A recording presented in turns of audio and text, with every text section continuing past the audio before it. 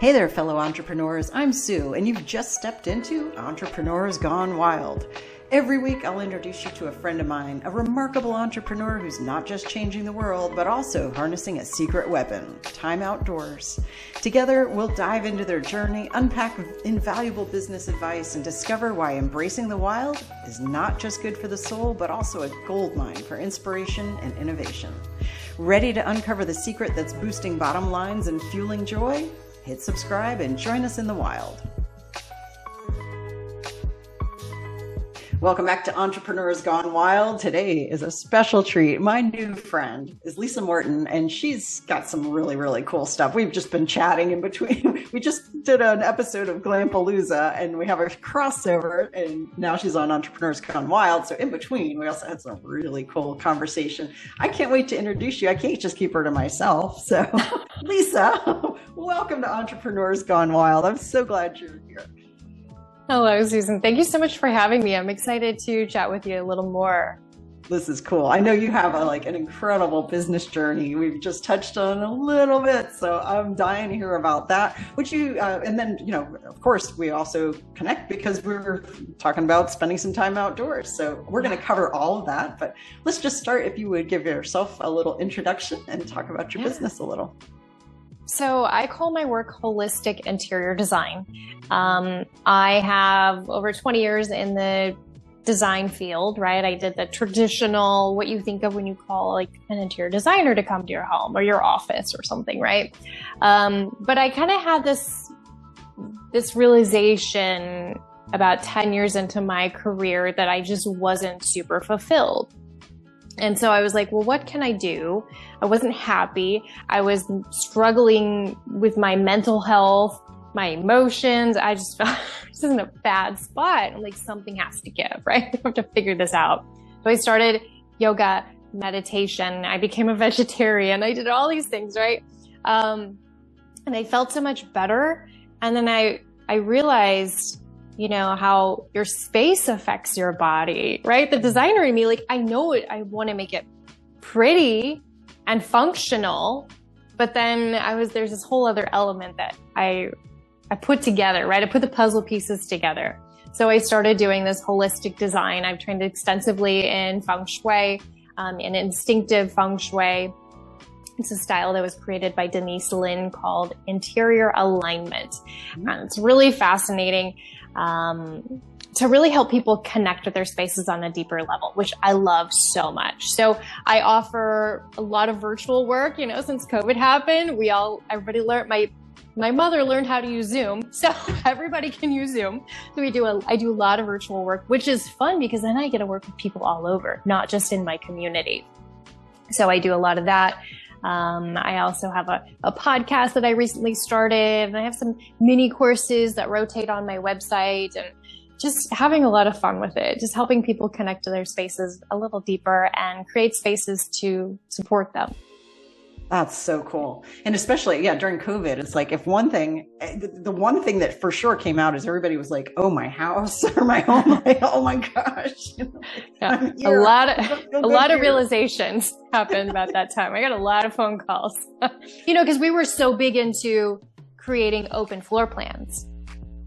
And then you're sitting there. I would have somebody who's like, I'm sitting here at my dining table trying to work. My kids are trying to do school. Somebody's over here. There's so much noise. I can't do a Zoom call. And it was really having to learn how to be in your space in a whole different way. Oh, yeah. A lot of people crying out, my kingdom for a door. Right? Yes.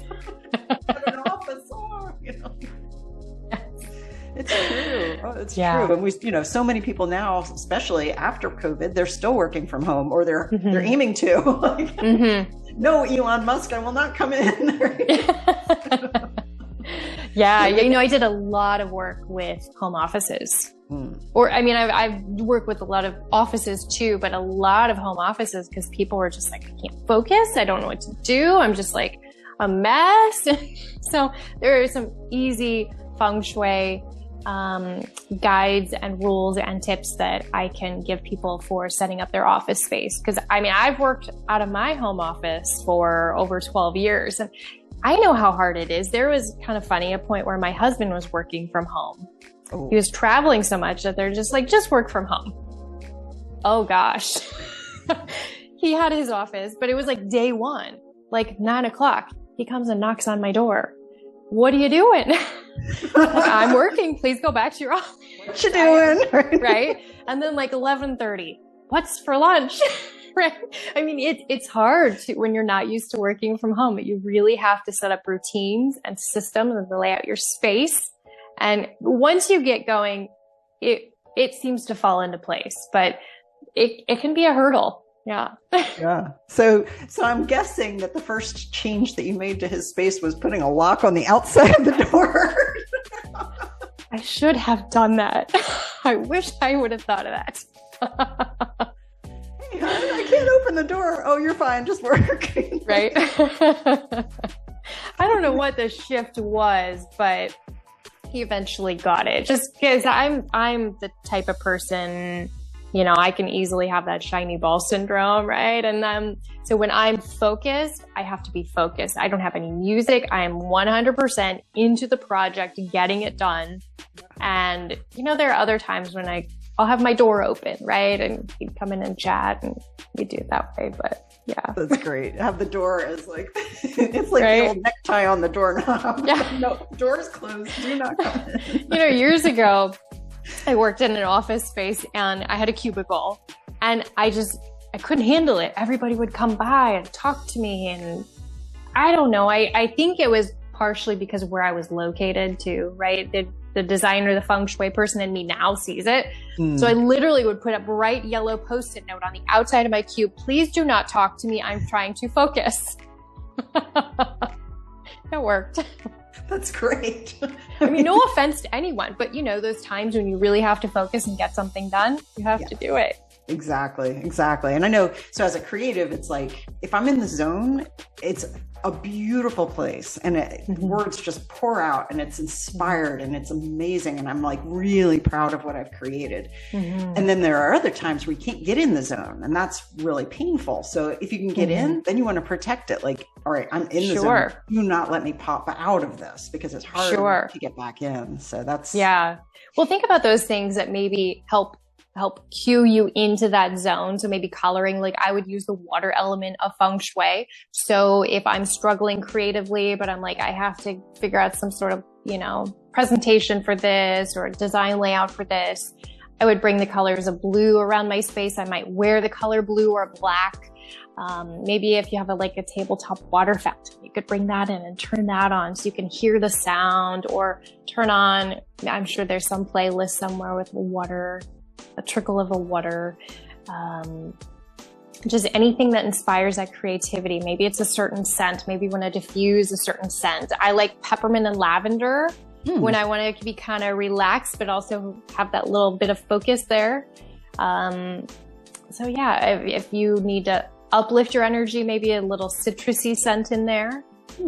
So think about those things that can cue your body into that creative mode. And then the more you do those little cues, the faster and easier they'll work. That's great. It's kind of like building a pathway. It seems like, you know, all right, your zone is here. Here's how you're going to get there. You know, it's not make it easier. Right. At least make it easier to not here's hurdles. the cheat sheet. Don't go the hard route. Right. Here's the map. This way, you're going to be fighting dragons the whole way. This way is smooth. So exactly. Yeah. That's great, man. All right. So how did you, I know a little bit about your background, but how did you get there from where you were? What was your journey like getting to where you are? So I designed private aircraft interiors for years, and it was super fun. I traveled, I got to use outrageous, beautiful materials, and it was great, but I just didn't find that fulfillment in my heart, right? So then I got into this more connection to myself and the yoga and the meditation. So I started this holistic design business, and I love nature. You know, I grew up on a farm in Iowa. I grew up surrounded by the cycles of nature. And once I was able, you know, I just wanted to be professional and do a great job and be that great designer. But once I was able to really go back and get in touch with my roots, my upbringing a little, that connection that made me feel whole, then it kind of came full circle with my work, right? It was just kind of this beautiful full circle moment there. And I mean, there was definitely some bumps and some not so great, maybe downright ugly periods, right? Trying to morph and figure that out. But I think it's sometimes we try so hard. We want to be successful. We want to do great. We want our business to grow. But sometimes if we can just take a step back and just what makes me feel good, because then the more like you can feel good about the work you're putting out, the more like, it's all energy behind it, right? The better it will be going out. Yeah. So I studied instinctive Feng Shui, which I'm just so passionate about. I mean, there's so many different styles. Feng Shui has been around. I mean, it was first documented over 4,000 years ago. And it's just an art and science of arranging your space. And the smallest adjustment can sometimes make a huge difference in your space, in your body, and your attitude, and the way you feel, and your success and productivity. Oh.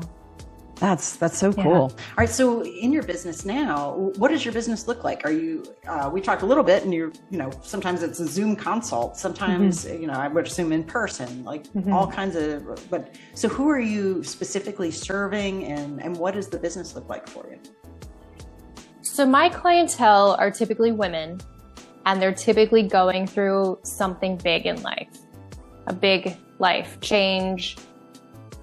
It could be like one of those happy things, right? Like starting a new business, moving, getting married, all those wonderful things. But then also there, it can be the heavier side, death, divorce, illness.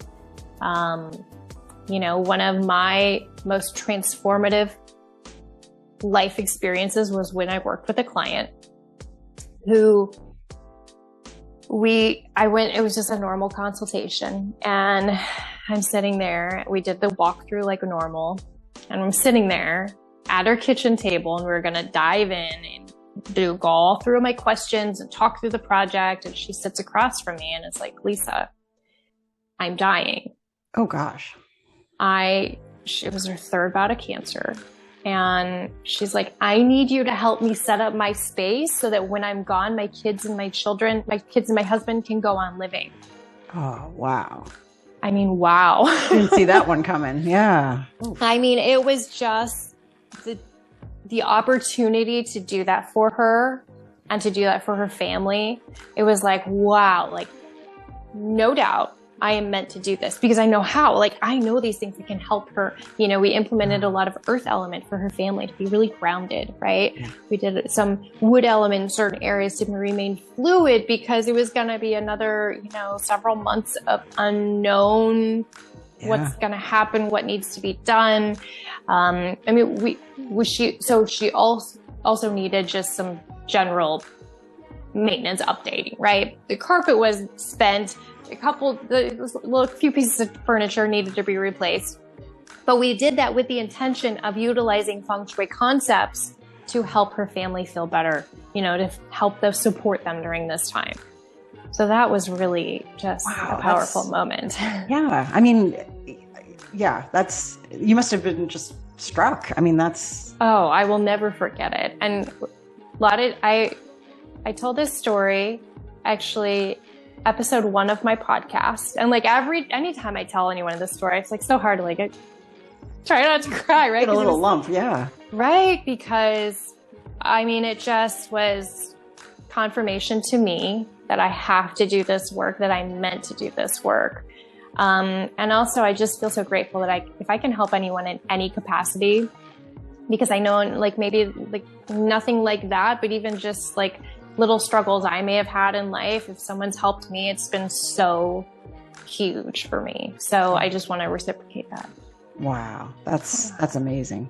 We always say, entrepreneurs take ownership of problems that they didn't cause, right? We serve a very specific person and we go all in. That's what, that's what it is like an entrepreneur. It's not like there's you and your business. I eat, sleep, and breathe my work. There is no separation, which is a good thing, but then sometimes a bad thing. Yeah, it's true. It's true. But I mean, knowing that you made such a huge difference, like that's amazing. What an insightful woman she was to even to think about this. I mean, the millions of things that must have been going through her head and her desire to protect her and serve her family, even when she wasn't going to be there, but to bring you in, that was really foresight. Yeah. That's and I don't even think if she knew to the full extent of how this could help her. She just knew she needed a new sofa and some new flooring, and she knew I was the person to help her with it. So wow. Somebody, I don't know, whoever gave my name out, thank you. I don't know who it was. Right. But this is so cool too. And I love that you've kind of specialized in people. I'm friends with a coach who specializes in coaching people through the second half of their life. So like your second half coach, that type of thing. That's many things happen like in our from what my experience, like 40s, that's like, boy, prepare. Yeah. Things are, I don't want to freak you guys out if you're in your 30s, but it's all fine. It's fine. There is a happy ending at the end of the tunnel here, but 40s can be, there's a lot of stuff that goes on for a lot of people. I know for me, I pretty much started a business back then.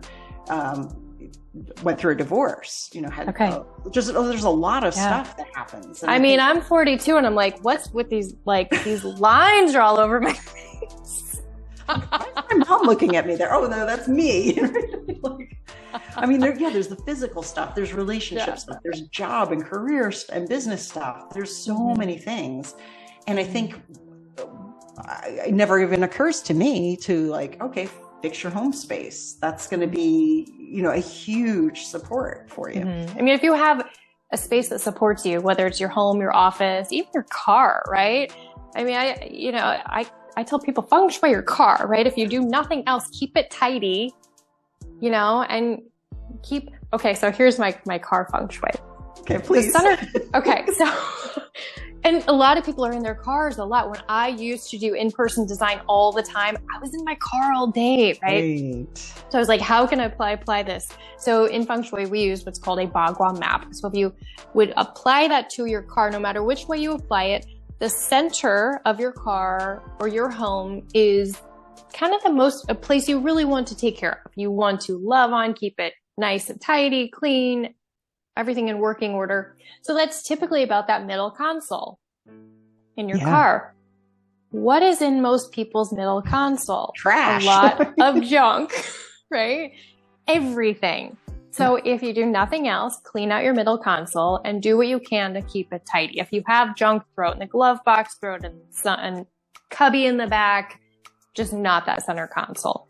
Fill it with maybe those healthy things that are going to support you, right? Maybe some aromatherapy if you're going to be on a long drive and you need to stay alert, some peppermint, maybe some lavender to relax at the end of the day, maybe a little package of nuts, a pen, a little notepad, an extra car charger, like those things that keep them nice and organized and tidy. So that's my little car moment. That's great. But set up your space to support you. That's the whole key, is let it support you. If you just do a few tweaks to pick out maybe the right color that's going to help you focus more or help you relax, then why not?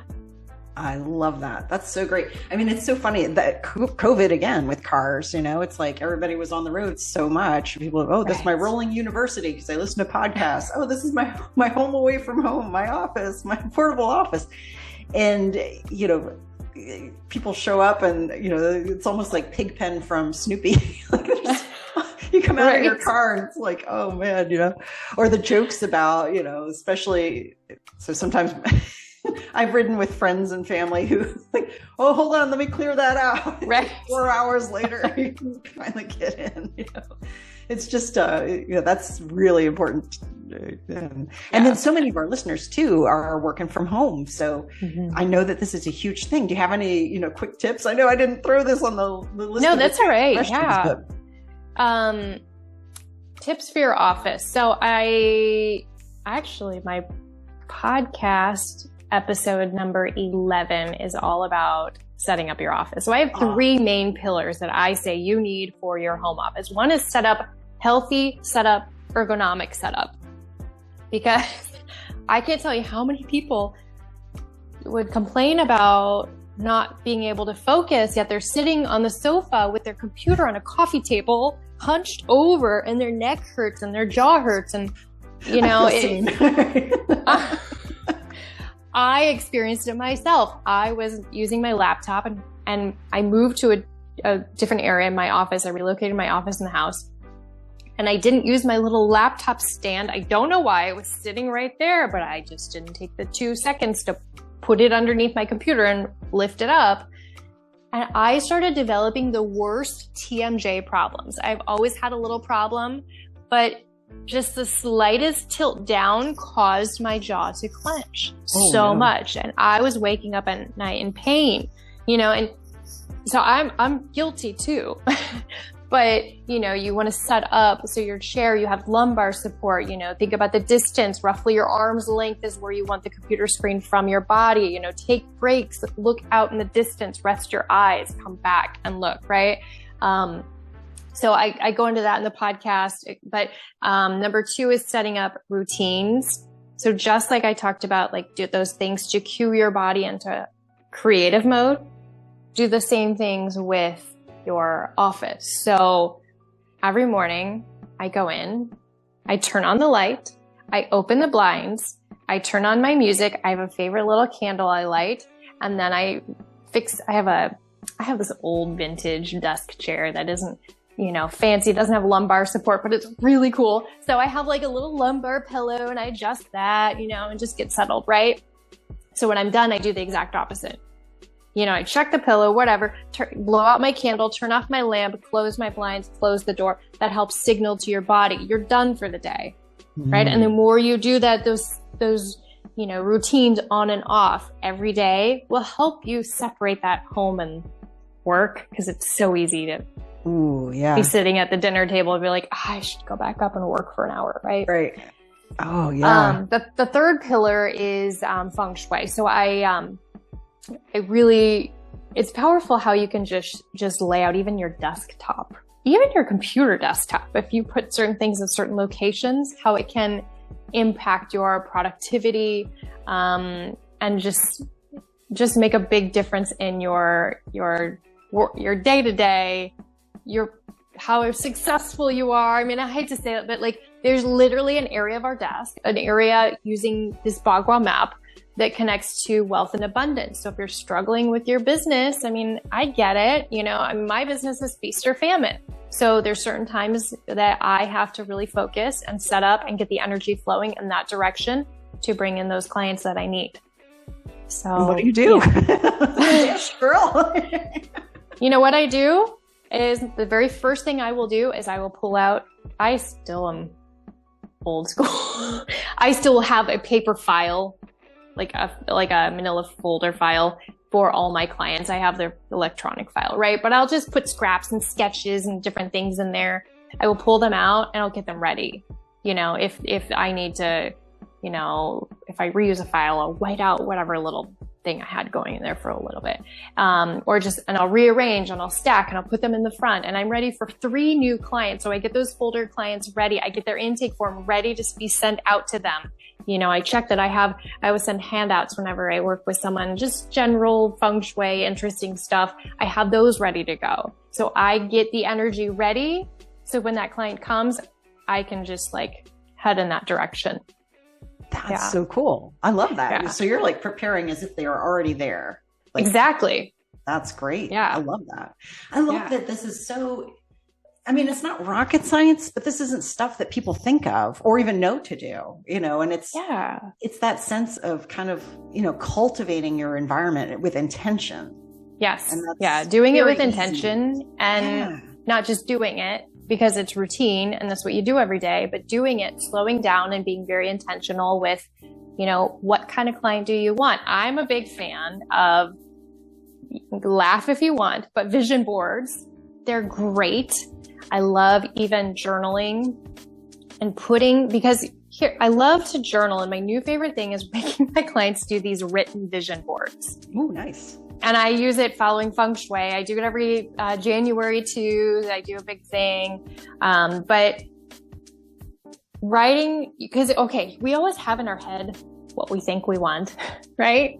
But when you have to write it out on paper, it sometimes shifts or becomes totally different. It also, if you look for an image, the reason I really like the written vision board, I'm kind of having them do both, is because one, visually, it helps us see, and it's a different sense that we can use besides just the item floating up in here.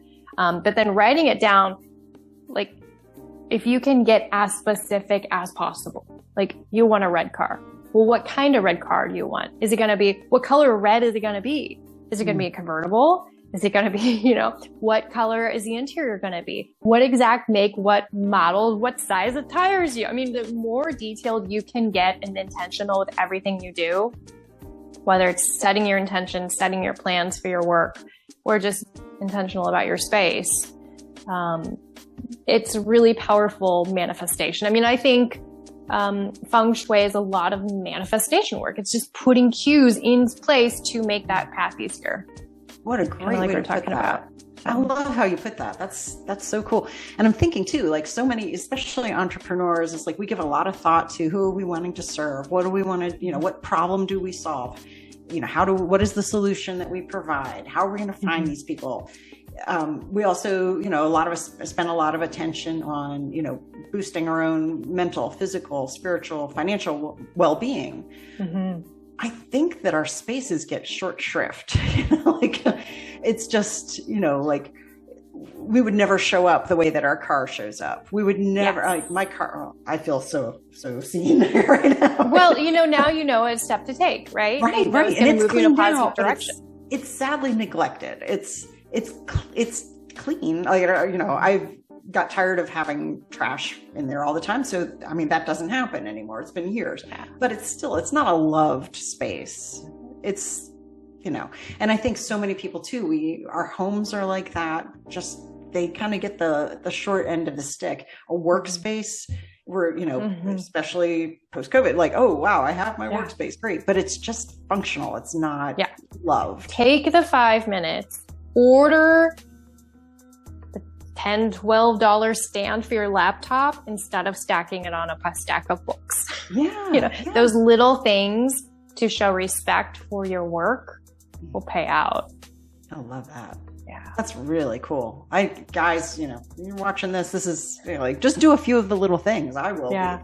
I will say my desk is a mess sometimes. I can be the messiest, but it's having the intention, and I take 10 minutes at the end of the day to clean up. And that, even if I don't get it all, that 10 minutes is huge, and it's built into my day. It's scheduled in. I don't walk out of that room until I've spent those 10 minutes. So if you start implementing those things and put in your calendar, right? Well, with a big glowing flashing light, you don't skip it.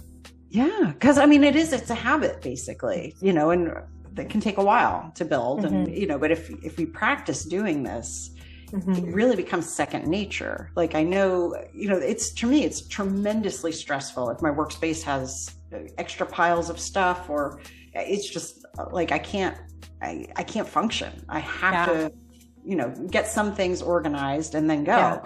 But I love that this is, just paying that little bit of extra attention to your space that you're in, the space that you've created that is, feeding and sustaining your family and serving all your clients and customers. Right. Like it's worthy of some attention, and it doesn't take a lot. You're worthy of that. And that's what I hear so much is, well, it's just my house. I don't care. Or it's just my home office. I don't care. I just work in there. But that's where you're producing your content. That's where you're producing your work from.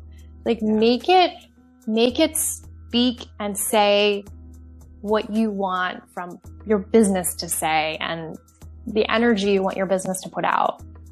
Yeah, that's huge. Yeah. That's so cool. All right, now we're going to shift to the outdoors. Okay. So you grew up on a farm. I know you're on 15 acres, you said? Yeah, we're out in the woods amazing. Here. There's a pond and the trees are so beautiful. Oh. Are they turning leaves colors now, right? Or they are beautiful. There's just so much color out, and it's like one of those magical days. Sky's so blue. Oh, I love it. There's no snow yet. This is great. No. It's not from summer. So how have you integrated time outdoors? Like, how has that impacted your business and your life? Well, I work from home, so I get that can make it easier sometimes. But whenever I do a lot of my phone calls, I'll go outside. So I will say having dogs, I don't have children. I have 4-legged children. I have 2 of them. Having dogs is really good to get your behind outside, right? You have a hard time. They will remind you. They will remind you. And sometimes it's so nice just to go out and we'll just take laps around the property and I'll be on a phone call. And yeah, I'm not totally present outside, but it's at least a chance to get outside. Or I'll take my computer if I can do something outside and go sit on the back porch and set up these little stations outside. But I do have this during the summer months. I will kind of devote, and I don't get to do it every day. My goal is 10 minutes. If I can, I'll do like 30 minutes and I take a book and I sit outside because my favorite thing to do is read outside. So I have this really great little chair and the dogs lay next to me in the sun. It's a moment. So that really revives me, I think. And I always do it like later in the afternoon if I have a little time, and I might go back to my office and work, but that little break just like resets me. Just feel rejuvenated. That's so great. It's so great. Yeah. It's just, and it's so much more than like what you're reading or anything. It's everything interplaying. You're hearing birds, you're feeling the breeze, you're just, it's a sensory immersive experience where you come back and you're like, I know. Yeah. And then we try to hike we have a mile trail through the woods. So we try and go hiking as much as we can. Our favorite thing, my favorite time with my husband is in the dead of winter when it is so cold. We will just bundle up from head to toe and go hiking through the snow. And it is just simply beautiful. So it's hard sometimes, but we just know how wonderful it is to get out there. And once you start doing it, you'd be like, got to go next weekend. We got to go next Saturday, So finding it's a habit, Yeah. Setting up those little magical moments in life. I think that's so important. That's so cool. It's like habit forming. What is all the rules? This may be habit forming. We just put that disclaimer here. Spending time outside. That's wild. So while you've been outside, have you ever had the experience of like, boing, brilliant idea kind of downloaded into your brain? Do I have any specific? No, but I will say, and I don't know the science behind this. Maybe someone does. I have my best ideas as I'm walking. There's got to be something, I should look into it. There's got to be some sort of connection between physically moving your body and the cool ideas you can come up with. I don't know, but if I'm struggling with something, I think everything can be cured with a glass of water and a walk. So I will go outside and I will just walk and just kind of meditative walk, right? And just let it come to me. And I think that's just been really, really helpful to just get outside and walk. And I mean, maybe, if you're in an office space, you can't do that, but just even go to a window and see some nature. I think that connection just really, when you can take yourself out of everything that's going on, from our phones ringing to everything and everybody needing everything, and just look over and look at that leaf blowing in the wind, you can kind of reset. That's beautiful. I call it kinetic. Well, when I mow the lawn, which I love doing for some strange reason, I call it kinetic meditation. Do you? I love it. My lines are beautiful. No, there's something about it. It's just so peaceful too, right? Is that time where you're on the mower and you can't be bugged by your phone. Exactly, because you can't hear anything. You're just mowing, Yeah. It's incredible how many ideas. I love it. That's fantastic. That's so wild, man. All right. I actually, it's funny. I used to. I have to have a knee procedure, but I like to run. I used to run a lot, and I specifically keep a notepad right inside the door with a pen, because I will come back with I have to write before I lose it. It's amazing. Yes. It really is. It's crazy. And it's, I always say, leave your gadgets, spend the time outside without the gadget.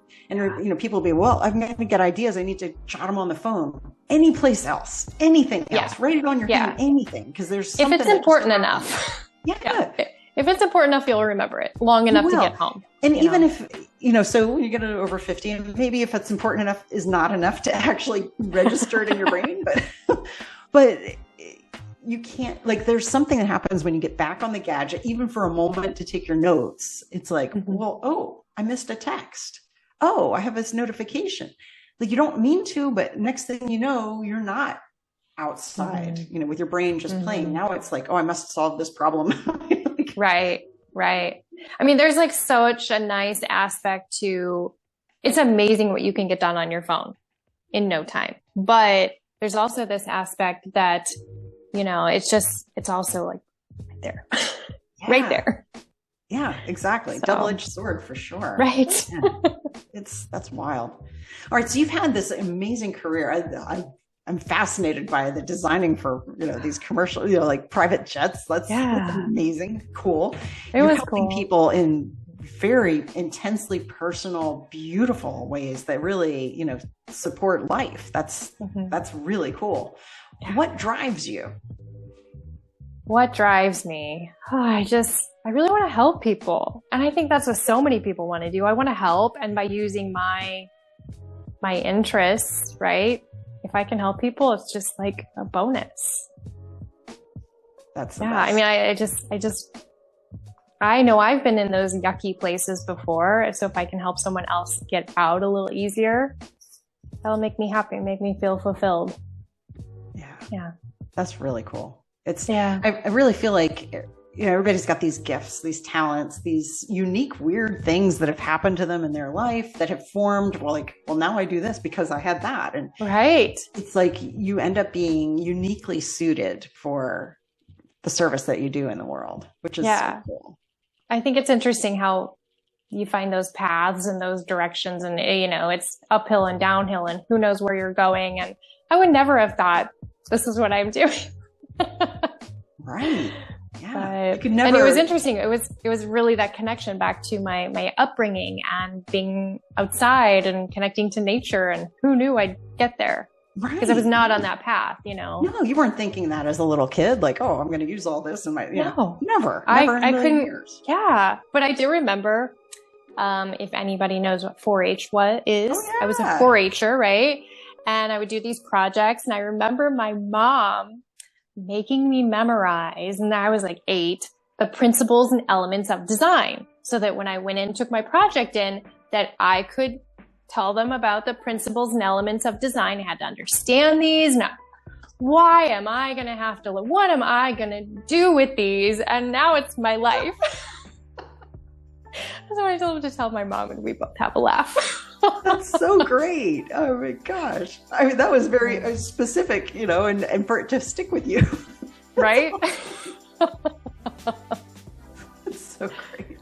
No, also, so growing up, on a farm, now you're living on this beautiful acreage. So I'm always curious, like, where would you go for a retreat? You're living in a retreat space, basically. Yeah. What do you crave? What would be like the ideal retreat situation for you? I love any warm weather is me. I don't love the cold, but this, we really, we've been here about 4 years. Prior to that, we spent, as long as my husband and I've been together, we've always lived in bigger cities or in suburbia, neighbors everywhere, everything you could need so close. And it's funny because we bought this property out here. My husband took a job, and we liked the house and everything. And then he liked the property. He's an outdoorsy guy too. And it didn't hit me until, we were already here, and I beyond the woods, there's a farm. And I heard the guy doing some sort of farming, like with tractor and everything. I'm like, I know what he's doing. I know that sound. And it was fascinating. And so it was like day 5, and we're like, this is heaven on earth. We had literally, like, one of the first nights we were here, we were outside in the evenings, and we heard a rooster off in the distance. Like, who hears a rooster anymore, right? And we're not in the middle of nowhere, but I mean, it's just so interesting when you can get back to nature. So, I mean, honestly, since we've lived here, we haven't traveled much. I mean, we get to Florida, but we used to travel all the time and go, go, go. And we want to see everything. And I'm just so happy. I think COVID kind of turned me into, it helped me understand how I can just enjoy being a homebody. Because I like to go to museums and go see this and go to this park and hike and go walk there. But I think it just like really taught me how to like, you know, just be here, be in my comfy clothes and slowing down. No, that's great. It's so funny. I think when people can fall in love with their space that they're in the most, that's so powerful, because then they're not constantly trying to escape it by everything. There's, you know, to build a place, to build a space that you thrive in and you feel good in, and it feels like you can do your best work, you can think your best thoughts. Whether that's, and it doesn't mean, you don't have to have a mansion or your dream home. There's little things that you can just create, little moments in your day. What's that? The trend is glimmers. Have you heard about that? Glimmers, right? Create these little glimmers and slow down so you can notice all these magical moments in life. I love that. That's so cool. All right, give us your best advice. So we're talking to entrepreneurs. They're, you know, maybe working a little too much, maybe on screens a little too much. What would you say if you could tell them one thing? Just go take a walk. You'll get your best ideas. Ooh, I did not pay her to say that, guys. That is, I mean, literally, I have found my best ideas, my most creative, my most unique ideas, either on a jog or on a walk. So just go outside, put the phone down, and I believe that whatever is kind of meant for you will work out in that way. It might be a roundabout way, but it will work out. So just be open to like, I've never thought of approaching my job that way. Maybe I do that and we'll see. And just see whatever comes. Yeah. That's sound. I love it. All right. Where can people find out more about you? I have a website. It's purelivingwithlisamorton.com. You can go there. While you're there, sign up to receive my top Feng Shui tips. I've been talking too much. My top Feng Shui tips is a free little download I'll send you. It's just things you can implement super easy into your home, your office, whatever. And I also have a podcast called Revive and Thriveology. You can find that wherever you listen to podcasts. I'm also on social media at Pure Living with Lisa Morton, and I love to share fun little tips and advice to help people just thrive in their spaces. That's great. That's great. And guys, I've already downloaded and devoured her top 10 tips for Feng Shui. That is hard to say. It was way easier to read and implement than it is to say it. How about that? Thank you so much for joining us. This has been fantastic. I think that a lot of people are going to make some tiny little tweaks that are going to make their home and office and all of that just work better for them. Thank you. That's great. Thank you.